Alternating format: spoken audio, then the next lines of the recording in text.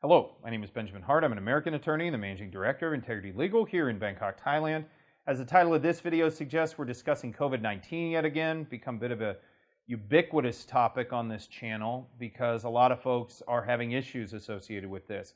And this video is specifically aimed at those of you out there who are in Thailand. You've maintained your status using an embassy letter to be granted an extension of stay in Thailand due to being stranded by COVID-19, or perhaps not specifically COVID-19, but flight cancellations due to COVID-19, inability to do border runs, etc., arising out of this COVID-19 set of circumstances.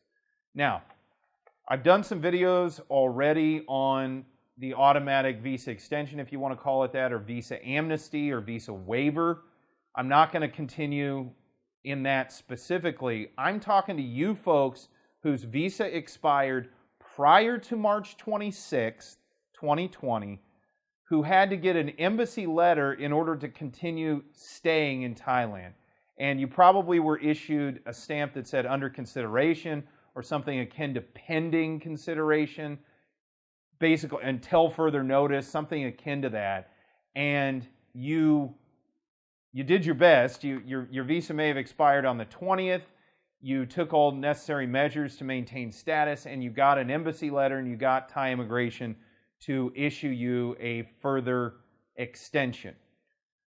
At first glance, and I will be the first to admit that the vagueness and the speed at which this policy came down, as well as just the general nuance of Thai immigration regulations and the entire system, could be described as Byzantine. That's not an insult. It's just the system's large. It's been around for a while. It's continuously evolved, and it has all these different streams and eddies associated with it.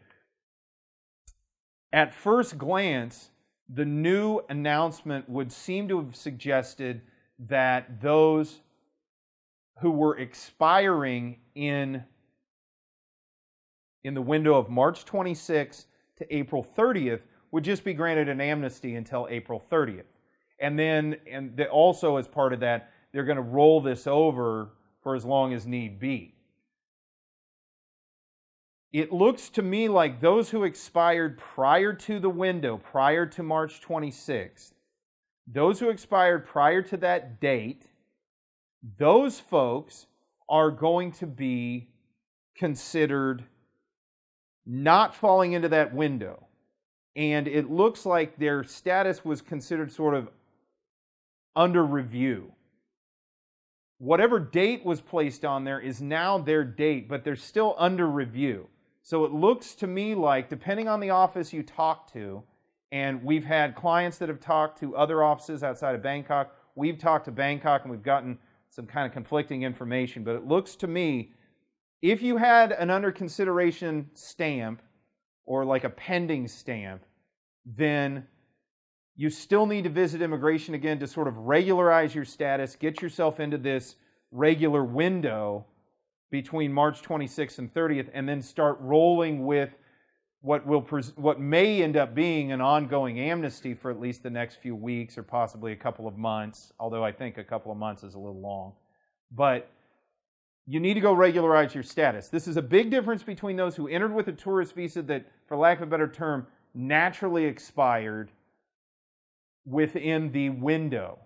So this is really nuanced stuff, and it's really specific. But if you got an embassy letter, it looks to me like you're not considered having expired under the window period, and therefore you need to take further steps to regularize and normalize your status so you can keep rolling with the amnesty.